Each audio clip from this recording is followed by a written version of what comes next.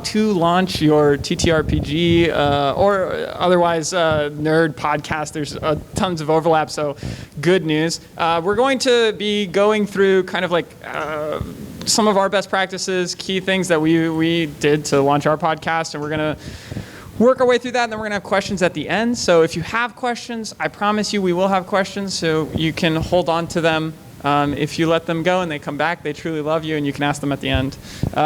What I'm going to also do is I'm just going to have everybody up here let you know their name and then why they're qualified to be up here standing in front of you talking about how to launch a TTRPG podcast.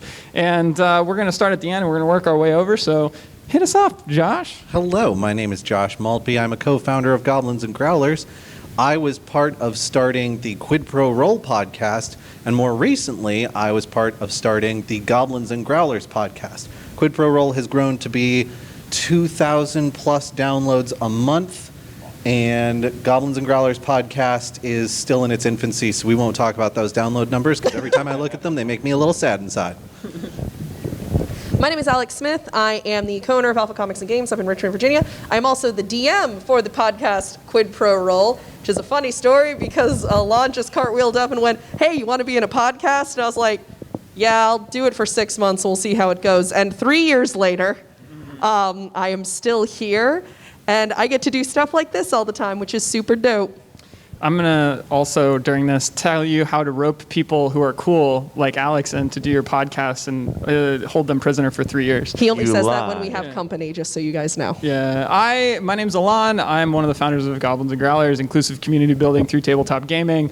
I am one of the founders of the Quid Pro Roll podcast. I also founded the Save Against Disease actual play stream, which was the first ever Twitch stream of Morkborg, the award-winning Swedish metal system. Otherwise, I have a failed podcast as well. So the good news is you get to hear from both sides of the coin.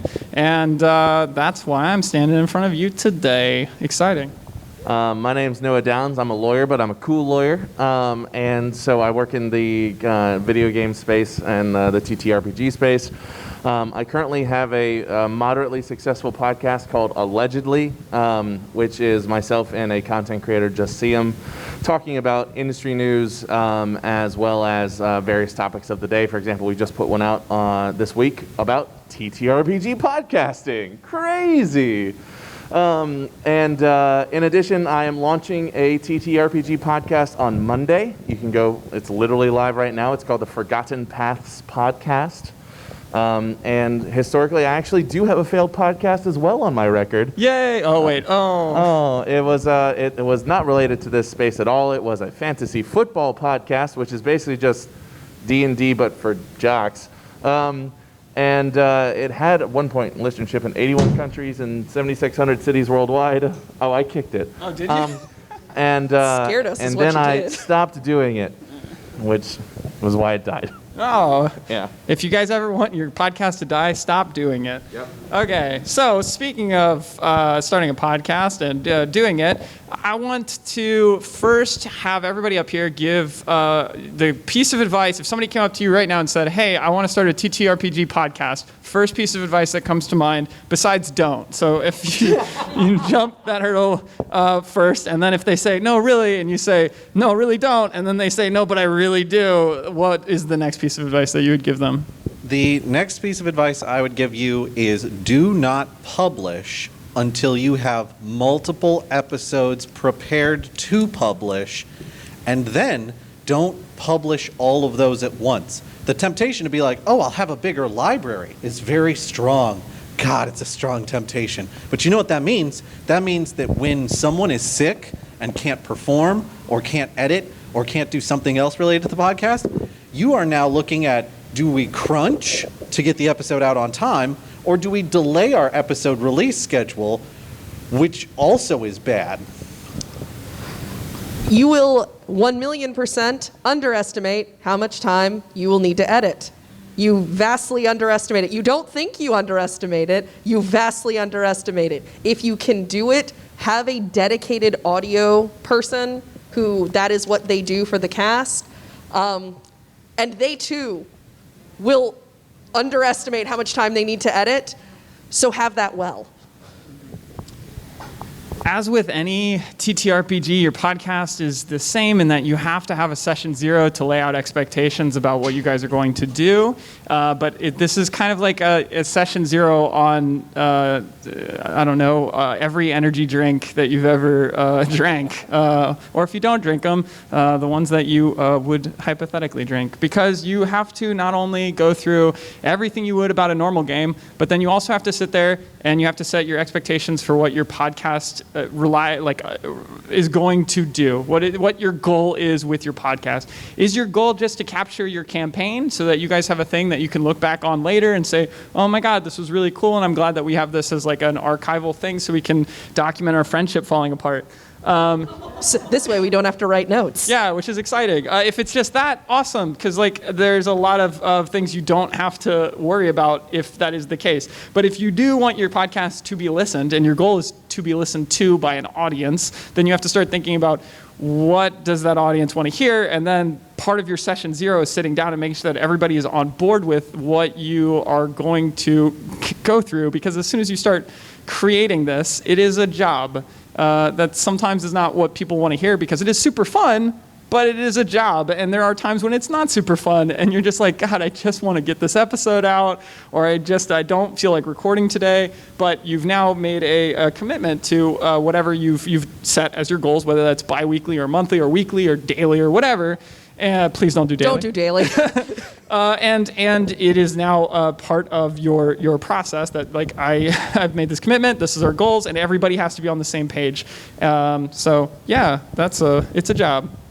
Yeah, and along those same lines, one of the things that if you're doing it just for archival purposes, ignore this.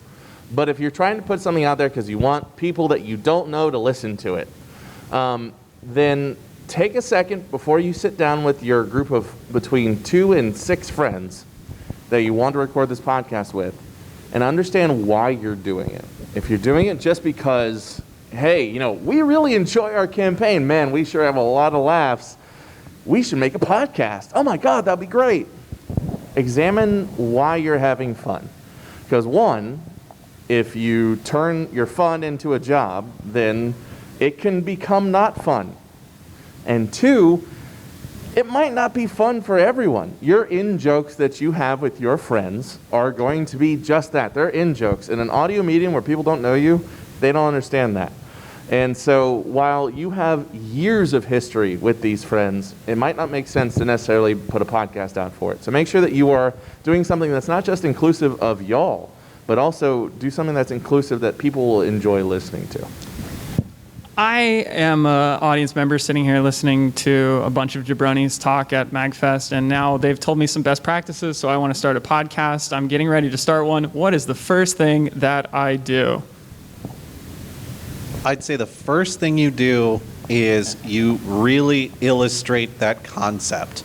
You figure out exactly what you're doing as much as you can. If you're running like a TTRPG actual play podcast, make sure you're setting realistic goals for yourself, but you need those goals. You need something to be driving you and your group forward, and then your group needs to be in agreement about not only are those goals accomplishable, but we want to accomplish them. Sit down with whoever your cast is going to be, especially if you are the DM, and ask what their narrative arc plan is. Even if it completely goes off the rails and changes, having a rough idea of what the intention of their characters and their character arcs is will help you right down the road, especially when you inevitably hit the point where things have gone 1,000% off of your original plan and you're frantically trying to put together how this is going to make sense and tie in, and then you're like, okay, if all this character wants is to be reunited with his family, I still have that North Star to follow. Here's the worst. Then you kill his family. Oh God! In game. In game. Don't do murder.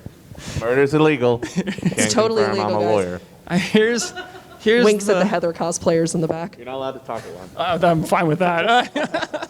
Here's the worst point on here. Budget. You sit down, set out a spreadsheet, figure out what your costs are going to be, start to calculate what your overhead is, make sure that your audio gear is quality enough that if somebody tuned into your podcast, you got maybe, I mean, if you're lucky, you got like 2 or 3 minutes to keep their attention before they switch to another podcast. And so, part of that is you need to make sure that you have your compelling first episode, et cetera. But even before all that, if your audio isn't up to snuff, unfortunately, the market, there's so many different options. If somebody tunes in and says, sounds like garbage, even though their content's great, they go somewhere else. And so part of making sure that you meet the standard you need to meet, if your target is to have listeners, is to sit there and budget and figure out what you're going to be putting together as far as the cost for microphones, the cost for audio editing if you're not doing it yourself, the cost for audio editing software if you don't have it already. You can get some open source, but training to do that, and that's time. You really are managing time versus money. And unfortunately, there's just a certain default cost that comes with this. The good news is a lot of audio gear, if it didn't work out for whatever reason, can be sold pretty much at the same cost. If you buy used, you can sell it used at like the same cost. So in a way that's a net zero. So if it doesn't work out, hopefully that doesn't kill your budget. We were really strapped for funds when we started, and I remember that like the budgeting was really hard, but it is we're so happy we did it now. It's a really important part of it. Yeah, I was going to dive into audio, but you nailed that. So basically, you've got talk to your players, make a plan, make sure you have good audio. I'm going to say do all of that. No, I'm kidding. But effectively, what you want to do is make sure that you understand why you're doing this. I kind of mentioned this on the last one, but figure out, okay, so I've talked to my players. We've got a unified plan. We've mapped out where this campaign's going to go and know, where we want this to end up. Great. We've all got great audio equipment. Awesome. Why are we doing this? Should be one of the first questions that you ask. Are you trying to become Critical Role? In which case, don't. I'm not crapping on Critical Role. Don't. They are literally the #1 revenue generator on Twitch. Like, it's insane. But figure out why you're doing it. Are you doing this because you want to have fun? You want to gain some notoriety? Do you want to do this full time as your job? Etc. Figure out why you're doing it, because that'll inform everything that comes afterwards. Yeah. 100%. Yeah. As much, the best piece of advice like any of us will probably be able to give you is when you're figuring out the why, set your reasonable expectations and your reasonable goals, because at the early days, it's only going to be your family and friends listening. If even that, like my mother still has not listened to my podcast. Oh, wow. Yeah, wait, look, it's a whole nother thing. My father does the intro and he hasn't listened to our podcast. Right, so. It's not for her. She wouldn't understand any of it anyways. She does not a nerd. My parents left our live show early, guys. I need you to understand. But the point being is that it's gonna be tough starting for everybody unless you have the resources to be able to launch into the world with like really good backing and people in the industry backing you, et cetera, which, let's be honest, most of us don't. Then you kind of have to just like keep working at it, set your reasonable goals, and just try to like tick along slowly like a turtle. Yeah, and just to kind of piggyback on that, even if you do have backing, you have no idea if it's going to be successful. Yeah. I'm literally launching a podcast on Monday that is with a podcast network that is founded by a Major League Baseball player and a massive Twitch personality. They're going to be retweeting it. We've got people putting it out there. And I have no idea if it's going to be good. I mean, the podcast is good. But I don't know if it's going to become another thing. So don't expect that you could do everything right and still fail. But that's okay if that's in line with why you're doing it. And also just basically figure out when you're recording before you start recording every week. I've got a weekly Tuesday meeting with all my players, and we record for 2 hours. Before we move on to next point, one other thing that Noah is going to go into, but I'm going to give you an antecedent on why you should do it. A really good friend of mine and my lawyer, Noah Downs, says contracts save friendships. And he says that because it's true. That's on brand. If you're going to make money long run with your podcast, originally, let me just be honest, well, unless you're really lucky, you're not. It's not going to happen, and it's not going to happen for a long time. But if it does happen, and then all of a sudden the lines start getting blurry on who wrote what or who contributes what into that podcast, it can destroy not only your podcast, but your friendships.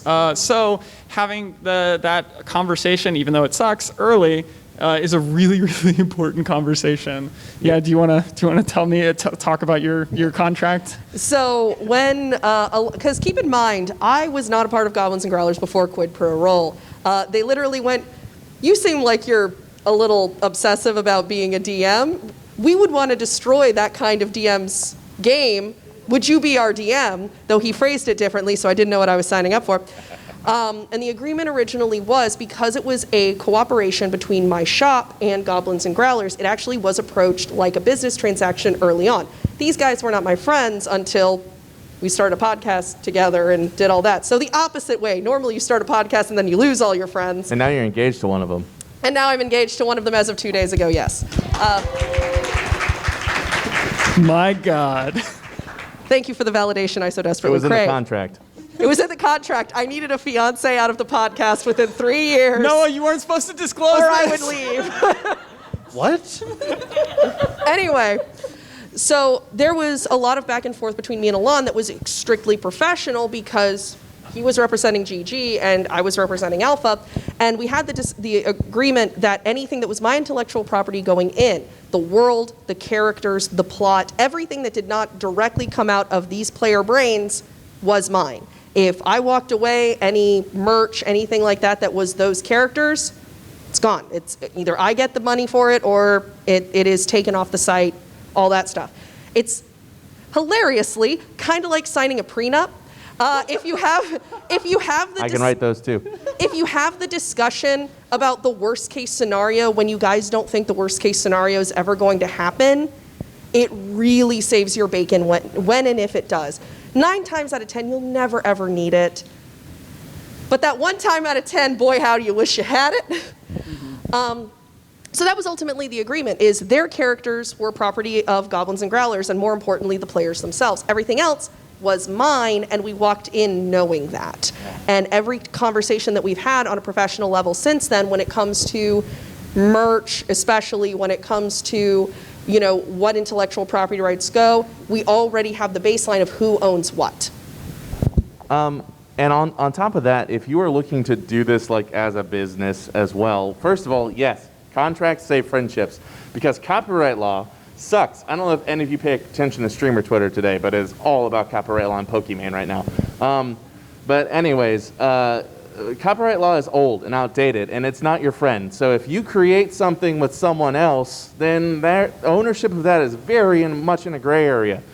So if you have a contract with your friends, even though they're your friends, it'll make sure that if there's something goes on down the line, you can say, hey, hold on, listen. Instead of us yelling about this while we're drunk on bourbon and literally in the throes of a podcast, whatever it is, let's look at what the contract says. If A happens, then C happens, that kind of thing. In addition, if you are trying to get revenue, say you're looking to do sponsorships, you're joining a network or something, it is wise to take a look at, if this sounds crazy for people that are trying to do this as a hobby, but look at doing an LLC, like to protect yourself. That way, if for some reason you accidentally just rip off the entirety of, I don't know, Adventure Zone, then they can only sue you. McElroy Brothers can only sue your company and not you. God, please don't sue them, McElroy Brothers. And in addition, if somebody on your team disappears off the face of the planet, they do something crazy. I don't know. They do something like embezzling money. Like nobody would do that, but maybe they do. Then you have a contract that states, okay, you messed up, you had a duty to us, and now we can come after you. That kind of thing. Huzzah! We've done it. We've started the foundation of being able to start a podcast. Is it scary? This is why we said don't the first 2 times. But now you're here. You've done the foundation. You have your contracts. You have your kind of differentiated your roles. You're getting ready to record. You're starting to record multiple episodes. What's some of the things, maybe some best practices that you guys have learned from launching podcasts as far as once you have hit the recording process, things that you can do to honestly like cut through the noise of what is a really genre that there's tons of shows, there's tons of competition. How does your podcast stand out? How do you get how do you get to your goals of being listened? What you need is a gimmick. And I know that sounds hokey, but the thing is, if you are producing an actual play Dungeons and Dragons podcast, You can go on to Apple Music right now and look up Dungeons and Dragons podcast, and you will find thousands of Best one of results. which being Quid Pro Roll on everywhere you cannot buy podcasts. What you need is something that is a bit of a twist on the formula, something that is a little bit unique, probably to you and your friend group, something that all of you enjoy doing. Maybe all of you are big football fans, and so what you've done is created a D&D actual play TTRPG set in high fantasy medieval times, but everything's got little bits of like football lore sprinkled through it, like NPCs and things like that. And then you can tag yourself as a tabletop RPG podcast and a football podcast. And when people are scrolling through and they're like, da da da da da, I'm sorry, what? Okay, I have to at least know why are they both of these things? How does this work? Use it. Use that to your advantage. There are things about you and your friend group that are distinct and unique from all other TTRPGs. Lean in on that hard, because that's the thing that's going to get you a listener base. Yeah, whatever you create is unique to you because you created it. And there's a lot of times where if you are sitting there and you're trying to copy the formula that somebody else has, you might lose some of the uniqueness of what you really bring to the table. So I really like that. Like for a long time, you couldn't do 2 tags for different podcasts. In our podcast, because we have my all-time favorite character from our podcast is not the one I play. It's the one that Brandon plays. It's an over-the-hill professional wrestler who's trying to refine his love of the sport. And so we tagged our podcast as a wrestling podcast instead of a TTRPG podcast for a little while, and now it has both. I wrote such a serious campaign about dragons, you guys. We have wrestling in our podcast. It's not like we're lying or whatever. It's that we haven't, but it is cool to take something that Brandon has an extreme passion for wrestling to the extent where I've actually learned wrestling moves which I have no interest in, but because he's so passionate about it, and he brings that passion through our podcast, and it makes it super unique. And all of us have those things that we get to bring to the table, whether it's weird, obscure '90s black metal references, or whether it's the fact that comics better than anyone in the whole world. That is a lie, but I do appreciate you. Or whether it's the fact that Josh is the worst punster in the whole world. He's the worst. People mute our podcast because of him when he talks. I'm really punishing. Oh. Exactly. I mean, like, it was not planned. Let me make that real clear. That wasn't very punny. I know for sure that Noah's podcast, besides the fact that it has 4 like super unique personalities who've developed themselves in their own spaces, is going to bring that same energy, and you can too. So I really love that piece. Yeah. One of the things I really like about Quid Pro Roll, and frankly, I noticed this today for the first time, so it's brand new. Your descriptions are awesome. You change your description every time. It is a blank actual play podcast based on what's in the episode. Oh, you never noticed we did that? I love that. And so, but yeah, find your uniqueness, whatever it is. So on the Forgotten Paths podcast, ours is that it's an amnesia campaign. So none of the players had filled out character sheets when they started, which was hilarious. One of them found out he was a kobold because somebody else pointed at him and said, "You're a lizard." So keep in mind that you can do something different, but also in terms of standing out from the crowd, the worst thing that you can do is name your podcast the exact same thing as another podcast. One, that's trademark infringement, lawyer. And 2, then nobody can find you when they search for you. Now, you can't help it if somebody names something after yours, then that's when you send them a letter.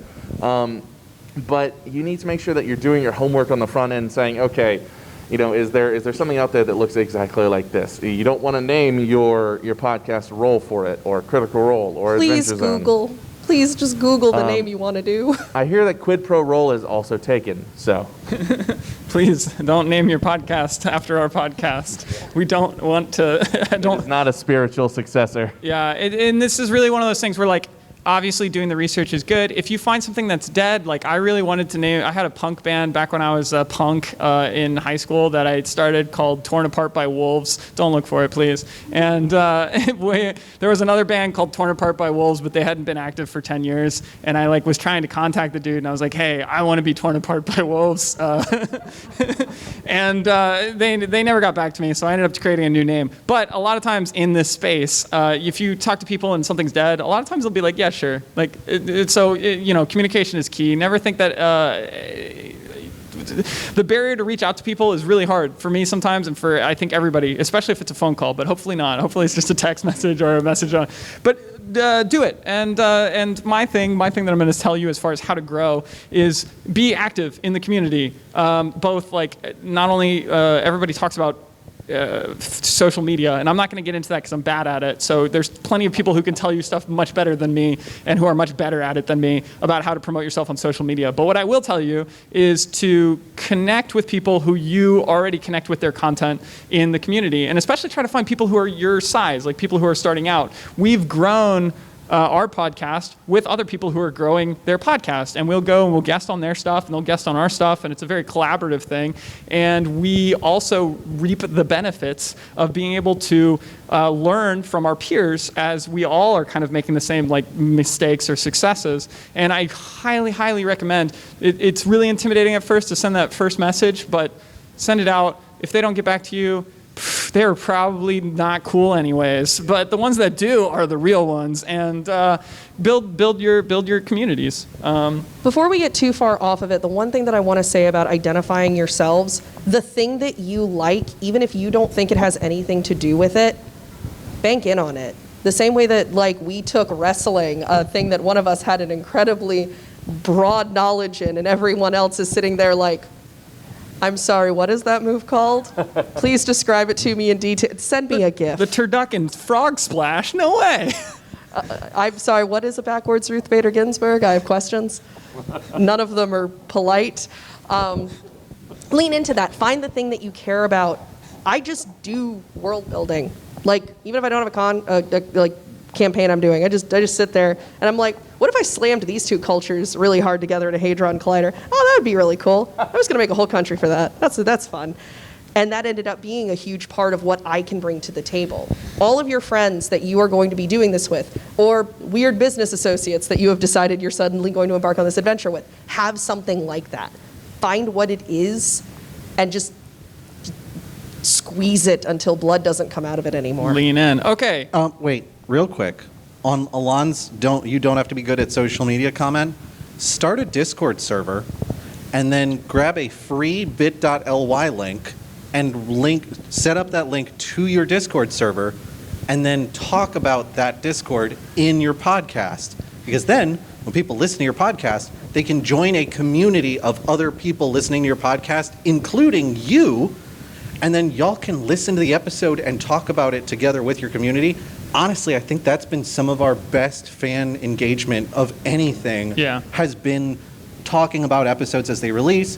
One of our fans started a re-listen chat because they were losing track of stuff happening in the plot. And we would pop in on those and be like, oh yeah, like it's kind of funny that you mentioned that because when we were doing this episode, we were thinking about this 4 episodes later, and they're like, oh my God, of course you were. It ends up being a director's commentary. Yeah, it's really awesome because you get to connect really directly with the fans. But don't only mention it in your podcast, but mention it in your panels too. bit.ly/goblinsgrowlers. Jump in. No. bit.ly/goblin discord. Goblin Discord. Make sure that you get it right, and then people can jump in and they can not only check out your podcast, but also ask you any questions about launching their own podcast, and maybe even collaborate with other people who are looking to do the same. I will also say real quick on the social media front, if you are trying to do this on the social media, say you have a platform or one of you, the people on your podcast has a platform, then that can be super helpful, but don't rely just on that. Take the Discord advice. For example, we, for the Allegedly podcast, we have broadcasters, Sam, my co-host, has 25,000 followers on Twitter and more than that on Instagram, but that didn't mean that we immediately had 25,000 listeners. In fact, I don't think we still have 25,000 listeners, but don't rely just on that. However, social media really can help. One of the things that I'm doing new with the Forgotten Paths podcast is that it's got its own Twitter account now. because instead of just retweeting from my stuff, we can actually have a dedicated place to go to, which has a link tree, which goes to the Discord server and stuff like that. And so that also helps so that other people can retweet that and publish that out there. Yeah, link trees are awesome. As best as you can, remember when you researched your name and picked a name that nobody else was using, grab all of that real estate Socials. under that name everywhere, Twitter, Instagram, regardless of whether you want to do things with it now, really great to get it as early as possible and start to build that link tree so that like when you get to the point where you're starting to really be able to push audience where you want them to go so that you can engage with them more and they can engage more with your content, you already have those places set up. Yeah, and just to piggyback on that, if you can't get exactly your name or your name is too long, grab something else. For example, for Forgotten Paths, we got twitter.com/paths_forgotten because it's cool. Mm-hmm. The other one was forgotten. You've created a successful in that you've launched it and there's episodes and you have listeners, actual play podcast, TTRPG podcast. You're making content. You're starting to gain some momentum. What are some pieces of advice that you have for anybody who's starting to hit this space where they're starting to get to where they're getting hundreds of listens. You're starting to gain people who aren't your friends and family. Maybe somebody in the grocery store line recognized your voice because of your podcast. Like you're starting to get to that like, what is it, Z-list celebrity. Yeah. What's your advice for how to continue to grow on that and push through some of those walls that you're going to hit at that point? Well, at this point, you are just significant enough to be showing up on people's radar. This is the time, I know we already talked about collaborate with other creators. This is the time where other creators are going to want to be premiered on your stuff because you have an audience that they don't, and they have an audience that you don't. This is the time when you're going to want to be like, hey, we're thinking about starting up like a Patreon maybe, and we're going to do bonus episodes. We were wondering if you'd be interested. We've obviously been hanging out and talking back and forth about both of our shows this whole time, workshopping things. What would you think about being on one of our bonus episodes or even on one of our main feed episodes? And we can record a little something and you could be like a guest spot character, like a cameo. And we could do like an exchange like that. You could do bumper exchanges. You can do all kinds of stuff with other podcasts to help boost yourself and them at the same time. Because when everybody wins, everybody wins. Oh my God, crazy. It's like collaborative storytelling. Yeah. You're going to get to a point where like the downloads are like, oh my God, people I don't even listen to are listening to this. It's kind of a high. Don't lose sight of what you like doing about the podcast in pursuit of more of that high. I usually will consider our listener base and like, because we have a pretty vocal fan base, I will consider them as like an extra seat at the table, but they do not get to override the other 4 players I have.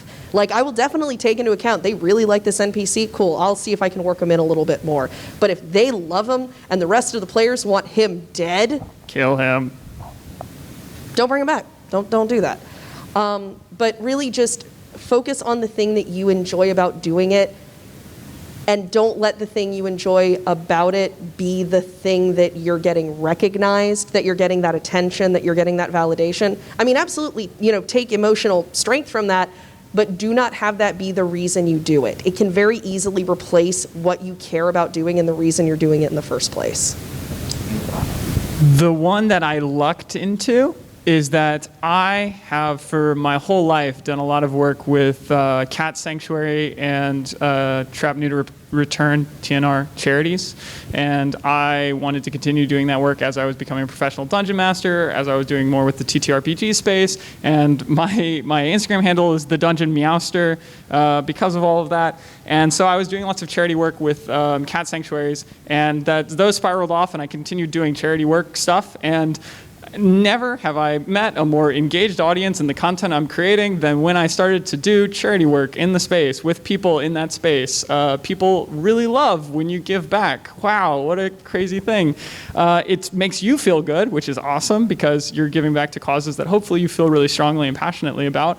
And then people are like, oh my God, they feel strongly and passionately about the causes that I also feel strongly and passionately about. That's a connection. Maybe I'm gonna also like their content. And they start to explore some of the things that you're creating.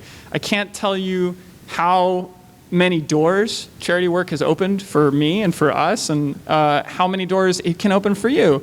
And even if it doesn't, it's one of those really great things where it's like, even if this didn't like result in any sort of like professional gain, I'm just really happy to be like putting my time to this and putting my energy to this. So if you have those skills and you have that thing that like, I'm really good at this thing, and you can take it, and in any way, there's so many ways to raise money or raise awareness or organize for charitable stuff now. It's so awesome. Get out there and do it. I could not recommend that one enough. A real quick piece on that we learned a little late from our accountant. Do not funnel charity funds through your own PayPal.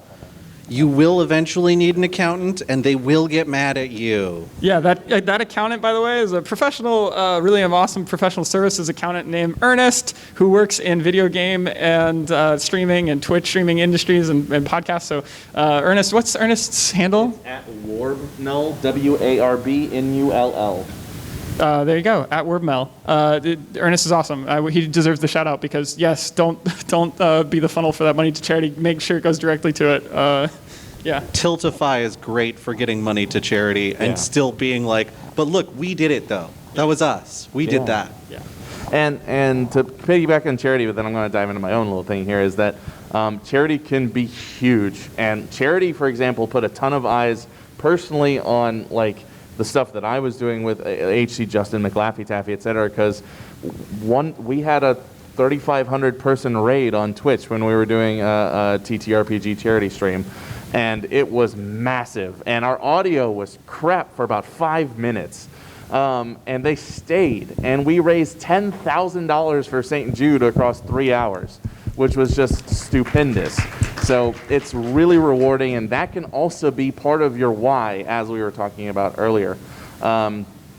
What was the question? I was just so focused on charity. Right before you get into your piece of advice that you would give somebody who's starting to see success, especially because that's where you start to hit the walls where you have success and then you have low numbers, and if you sit there and you watch them, you're like, oh my God, am I ever going to get out of this back and forth? What do you do to kind of persevere and move on? But before you give that, I do want to tell everybody, we are going to be taking questions soon, so if they are starting to fly back, start to gather.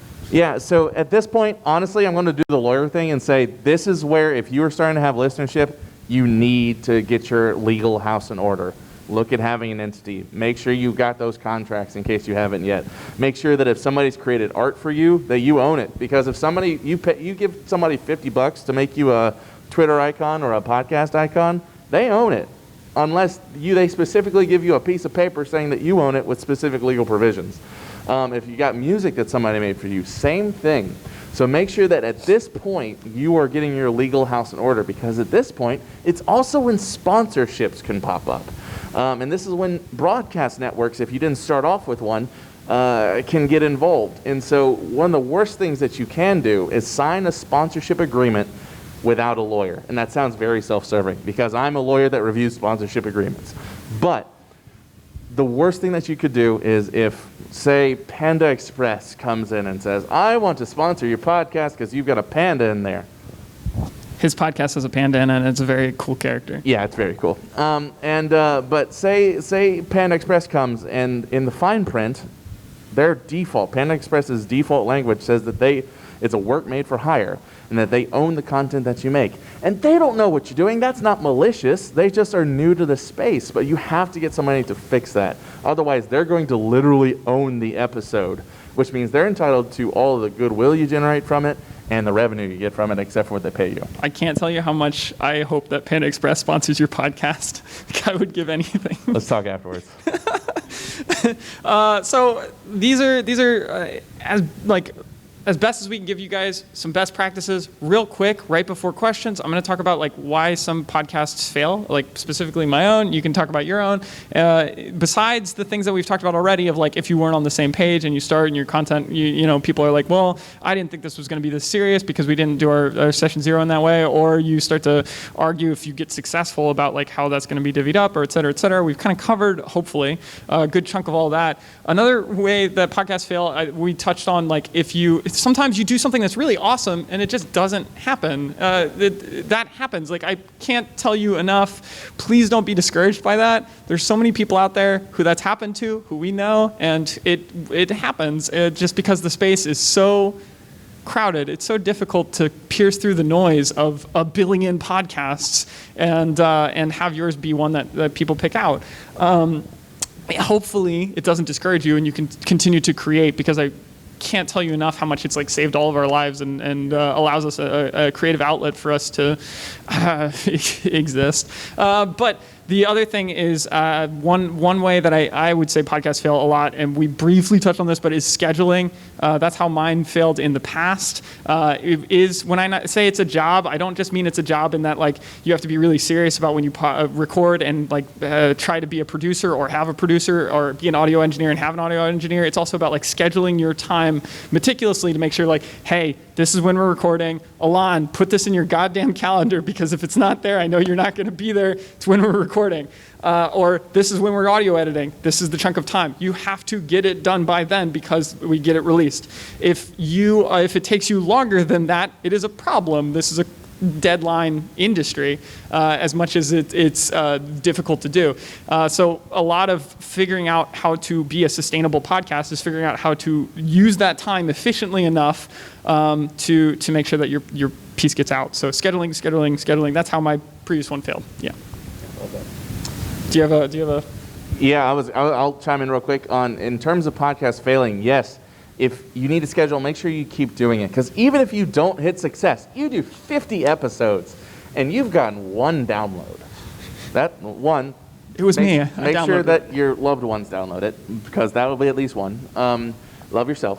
And so, but then on top of that, if you stop after whatever number, and then the next day or like a week later, Panda Express does come along. Or, John Cena decides that he loves your podcast and tweets about it. Well, if you're not putting out content anymore, then you haven't showed up to work that day. And if you don't show up to work, you can't get paid. And if you can't get paid, then you can't reap the benefit of those 50 episodes. I mean, a good story for this, it's not directly a podcast, but my good friend McLaffy Taffy, twitch.tv/McLaffy Taffy, he's awesome. He was going to take off stream earlier this week, literally Friday. He was like, I'm tired. COVID's really got me down. I might need to take a day off. Well, he logged on at his normal time, 8:30 in the morning, and first thing happens, somebody drops $1,000. If he didn't log on that day, he doesn't get that money. So you got to show up to get paid. Yeah, it's the phrase I always heard for that is answer the mail. You have to answer the mail. You have to do it. Part of the job. It sucks. It doesn't matter how many it's in your Outlook. You got to be there and you got to answer it. Yep. I say Outlook because it's 2022. Don't actually go to your mailbox. Throw those away. Okay. To that point, though, as far as like answering the mail, set your deadlines responsibly starting out. Do not go, oh yeah, we get together every couple of weeks. We can definitely do a weekly release schedule starting right out of the gate. We did that. And it worked okay for about 4 months. And then we had about 2 months where we were like, we're going to get an episode out soon, I swear. Please be patient. Thank you so much for your patience. If you set that goal too high to start with, and then you have to back down, the kinds of disappointment you will see from your audience are way more severe and will make you way more sad about the situation than if you were like, yeah, we do every other week, and now we've got like 15 episodes in the can ready to go. What do you guys think about going weekly? Yeah. Is it maintainable? It's easier to give somebody something than to take it away. Ooh. Yeah. So, yeah, it is in every phase of creation. Okay, so now we're at some questions. You guys, hopefully, we've given you kind of a broad encompassing, but anything that's more detailed than that, or any questions that we didn't answer yet, please put up your hands. And if you don't have stuff, I still have more stuff to talk about. And I don't have to just talk about 90s Norwegian black metal. Yes, question in the back. 2 parts. First part.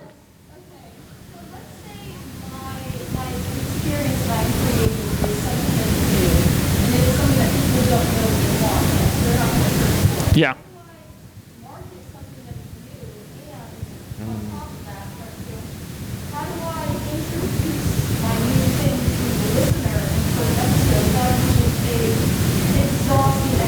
Yeah. Oh my God, that's a great question. So here's two-part question. It's really correct me if I'm wrong, but it's really one question that has like there are different approaches to it. Yeah. Right. So I've created this thing that's new. It's super new. It's so new that people don't know that they want it. How do I get them to, one, listen to it, and two, how do I tell them what it is without it being a nightmare? Exposition dump, etc. I think exposition dumps are nightmares. That's my personal opinion. You don't like the Star Wars opening crawl before every movie? I will punt you. I'm a professional marketer. It's what I do real time. So I'm gonna it's my job that pays my bills that I open the mail for sometimes, unfortunately. My point being, if you have created something so new that it truly something that like it's difficult to even bring to somebody because how do I don't have anything to compare it to.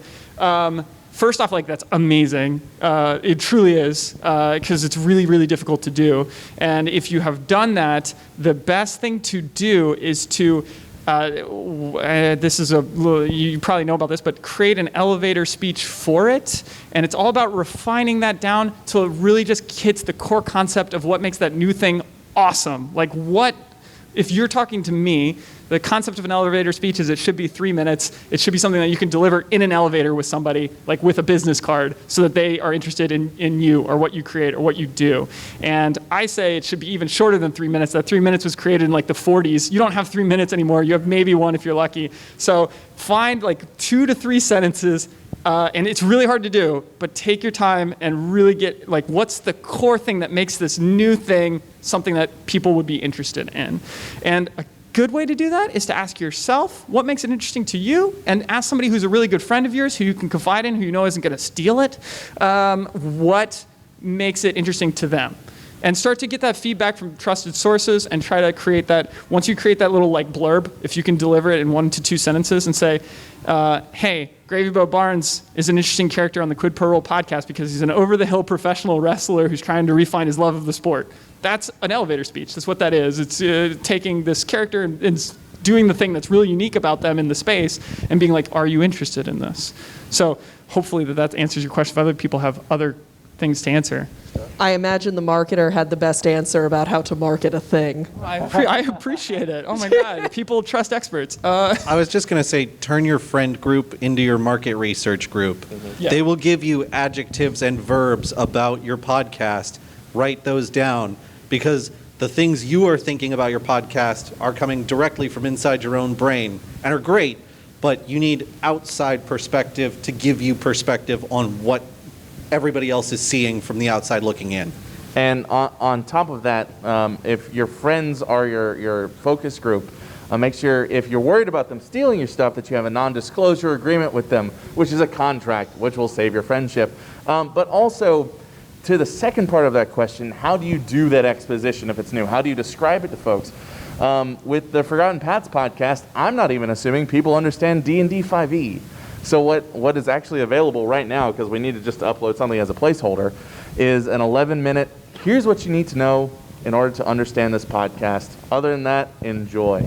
Yeah. And it's up there. It's literally called Apple Podcast allows you to have a podcast trailer. And I think Spotify does too. Yeah. And so put that as your trailer. It's hey, this is what you need to know.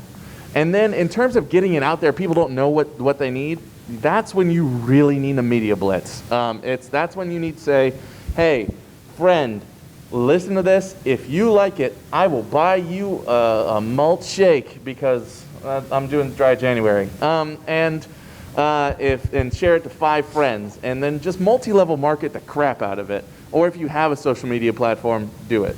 Yeah, part of what he's talking about is a primer. Yeah, look them up. Primers are super useful. If you really, really believe in your idea, like the most professional thing you can do with it is create a demo. Create what is basically a pilot, and then get people to give you feedback on the thing and be like, hey, is this as original as I think it is? Or do you guys know anything about this? Because the other thing that sometimes happens, for me all the time happens, is I'm like, oh my God, this is the coolest thing ever. No one's created anything like it. And then I show people, and then all of them go, no, I know things like this. I'm like, God, why do I live in a shut-in shack and not read anything? But hopefully, yours isn't like that, or any, but create a demo, create a primer, and then you can get real-time feedback on a very high level and not just on your concept in your head. And it'll also help you to refine your execution as well, which is really nice. Does that help? Is that your question? Awesome. Other questions? I know I had one around here. Here, yes. I'm with on the Untitled podcast, and but their question was, is there a way to speed up? Like, do you have any editing process tips? Because you kind of just like you said, like this is taking forever, but also it's still taking forever, and it's also still taking forever. Yeah. And is there any kind of I don't know if there's software trick or The number one. Wait, stop. Audio editing. Yes. Audio editing tips. Is there anything that you can do to speed up the process of audio editing? What are your tips and tricks of the trade? Thank you. The number one thing you can do to expedite audio editing is not record bad audio in the first place. You need to be aware of where your mic is, not be breathing into it. You need to not, oh my God, one of the things that I never knew I did all the time is open my mouth and right into the microphone, and it is awful. And when you have to edit your own audio and you're editing out one of those every 15 seconds, it's like I'm gonna strangle myself is what's gonna happen. This is a weird thing. I've had people who've been so close that when they breathe, their nose whistles. And I have never realized that I hated a sound more than anything else in my life. And I almost got our audio engineer one time and was like, Gabriel, if you do not edit this out somehow, I'm leaving. I'm gone. I will burn everyone's house down and I will move to Iowa. Alex has threatened to burn my house down so many times. Allegedly. Practice public allegedly. speaking. Keep away from mouth noises into the microphone. Try to get rid of as many ums, yeah, likes. If you don't have a complete thought yet, dead air is a lot easier to edit out than noise that is bad. Yeah, speaking of that too, this is something that people don't think about a lot, but your room has a lot of ambient noise. There's white noise gates that you can create. They're kind of a more advanced audio editing technique. If you're not an advanced audio editor, don't even deal with that. Deal with the fact that you're going to be stupid cold and turn off your heat, or stupid hot and turn off your AC and record in those settings. And if you have natural reverb because of Windows, etc., record in your closet. That's the best place that you can get a pretty uniform sound. That's what Donald Faison does. Yes, if you unfortunately, that's because you eliminate windows, you eliminate reflective surfaces, et cetera. Make sure that your mic, as best as you can, is like a compression mic like this, where if I'm talking like this, it doesn't pick up anything because there's other sounds in the room. No, you have to talk into it to be able to pick it up, and then work on your mic presence, practice. But unfortunately, the short answer to that question, even though I just gave a really long one, the short answer is, you will get better over time. Just like anything, audio editing is a skill. In fact, it's such a skill that I would, if at all possible, hire an audio engineer because they're out there and really good at what they do. But if you can't do that and you're learning on the go, just understand that just like any skill, the more hours you put into it, the more time you're going to be able to cut off. But also know that is a very marketable skill that if you get really good at, that could be a career in of itself. Yeah. I will also add to that basically the TLDR is set everything, all the conditions, so that the audio goes in as ready to publish as possible. One of the softwares that we use, because we publish our podcast through the May Contain Action Network, and so we have an audio engineer named PM. Now, PM has a full-time day job that is not audio engineering, but he's a whiz. And so in order to make it as easy for him, he has us use Zencastr to record our podcasts. Because Zencastr on the production side has a lot of tools that are audio gates that help cut out that stuff. And in addition, it records in 4 separate tracks, so you can edit individual tracks, which is super helpful. Plus, he keeps notes during the podcast of, oh hey, there was a pop there, oh hey, there's this, because then you can just go straight to those bits. Yeah. At the end of the day, what goes in, easier to get out. The other thing is, of course, if you're recording in the same room, do your best to make sure that you're not all facing the same microphone or facing microphones. Like, make sure you're kind of in like different places in the room. And if you're not recording in the room, use something that separate tracks you. Don't use something that does one audio track, because if one person has alleged murder in the background, unfortunately, like, that audio is unusable no matter what anyone else was doing. But if you can just like to mute their track through that, and then someone gets murdered and nobody knows about it, perfect. Allegedly. You could have used a sneeze. Allegedly. So no. I'm rubbing off on him. I'm messing because my lawyer's here. Does that answer your question? Cool. We have time for one or two more. Does anybody else have questions? Yes. So earlier you had mentioned being able to get, like, Alex, for instance, to collaborate on this wonderful project. So how do you pick and choose your generals, so to speak? Oh my God, I love that question. The question is, how do you pick your cast? Like, how do you pick the people who are going to be part of your podcast? And it was specifically phrased as generals because, like, to an extent, everybody has to have like something that they very much contribute, like our leaders, which is probably like the very top answer that I have is like, find the people who are going to contribute something unique to your podcast. I can't tell you how much for Quid Pro Roll we lucked into having an amazing cast with really good dynamic. We were very picky and choosy about who was going to be on that.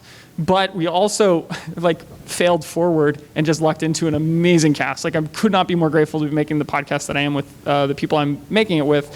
And some of them weren't even my friends at the time, and now are engaged to my best friend, which could be either of you, which works out. Yeah. So the key thing is try to find ways that people differentiate. One of the things that I'm going to talk up Noah's podcast that's releasing tomorrow is that 2 days, or tomorrow on the VOD, is that Noah's podcast is really great, and you'll hear this in a handful of podcasts, especially when they have voice actors. People have their own voice lane. So when you're listening to a podcast and everybody's voices are distinct, it allows those characters to have like more vibrant personalities, and this happens a lot, and people talk about it a lot, and it's one of those things that people don't notice until they notice it, and then you're like, oh my God, like, yeah, that's why that is. I highly recommend to have a different voice from what your normal voice is to what your character voice is, so you don't have to be like, hey, out of character, okay, now I'm back in character or something, and create those differentiations. The listener, it's difficult for the listener to like balance that, especially if they're driving or something like that. Have, if possible, even if you're bad at voices, practice over time and have a voice that's different. One of the things that I think, and this is mostly the conversations that I had with Alon, because there was eventually a conversation on why did you pick me, mostly because, again, I crave validation. I was picked because the cast that they had needed something complementary. They had a lot, they were really, really funny. They were really, really out there. There was a lot of chaos energy with some of the characters. So they needed a foundation of somebody who took it way too seriously, because that is something they play off of. We sometimes need somebody to bring in a bunch of cinnamon rolls because all we ate before was over-salted steak. You need to balance out what everybody is bringing to the table, not just in skills, but also in dynamics. And specifically for my podcast, I actually chose a cast of 3 folks who had all been on both sides of the table. I chose people that had been both players and GMs. And in fact, what is hilarious, you were talking about the vocal lane. Our most active vocal lane character, his name is Edward Spence. And 3 out of the 4 of us are based in the United States. So we sound like we have our dialect here. Ed Spence is based in London, and he put on a New York dialect, a New York accent, and he already sounded different, but he made that choice, and he was able to stick to it, and it's fleshed out the character so well. So yes, have the vocal lane, and also make sure you have people that understand a little bit about both sides so they know the give and take that's between everything. Because at the end of the day, as the GM, you're also there to have fun and get everything done. So if they know that, then they can help facilitate it. Have it be people you like. Have it be people that are reliable, because there are going to be hard conversations. There are going to be disagreements, and you want those disagreements to come out amicably and not as full-blown like fist fights. If you listen to Quid Pro Roll, if you're sitting there and you are not 100% sure what we mean by vocal lane, somewhere around episode like 15 to 18, you can hear multiple of our characters shift where their voice octaves or where their voices lie in order to fit into different lanes. And to make it more sustainable, there were a couple of times we almost threw our voices out. Yeah, so you can actually hear real time a podcast adjusting to what a mistake. And we figured it out, we talked about it, and we have those debriefing sessions almost after every episode early. We've gotten them further apart now, but I really recommend them and tried to find what's going to make our audience, what's going to be the best product. So, And make sure that it's a vocal choice that you can sustain. Exactly. That is a very important part. For example, 2 vocal things that I can sustain. I can do a really nice southern drawl like this all day.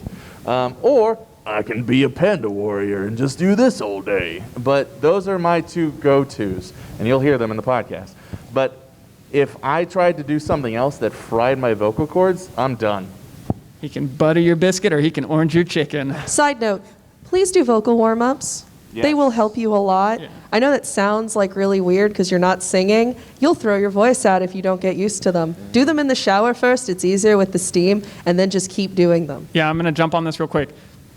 1, YouTube vocal warm-ups. There's so many amazing vocal coaches out there. They can bring you through it. You don't have to know anything. They do a really amazing job so that you don't have to worry about it. You can learn anything on YouTube, but especially vocal warm-ups is really awesome. 2, when you are... did I lose 2? I think I lost it. Good. It's There it gone goes. forever. If it comes back, it loves me. 2, figure it out yourself because we don't know either, apparently. Yeah, apparently. Awesome. Any other questions? I know we're right at the tail end of our time, but if we have anything, we can rapid fire it. Awesome. If you do have other questions, if things come up while you're putting together your TTRPG podcast or anything else, please bit.ly/Goblin Discord is a place where you can jump on. You can ask any of us those questions. You can ask us at Goblins and Growlers, Alpha Comics and Games, my lawyer friend. At my lawyer friend on Twitch, TikTok, and Twitter. And Forgotten Pats. Pats_Forgotten on Twitter. Or if it's intimidating to message an entity, I'm at the Dungeon Meowster. I'm at Quidroll or at Alpha Comics Games. I'm at Black Cloak DM, and also you should check out our podcasts, Forgotten Paths, Quid Pro Roll, Wait, Goblins and Growlers podcast. All the above. And you are at MAGFest, the greatest fest of all. Thank you guys so much for joining us. We really appreciate it. And thank you so much, MAG team, for putting this all on. yay! Thank you.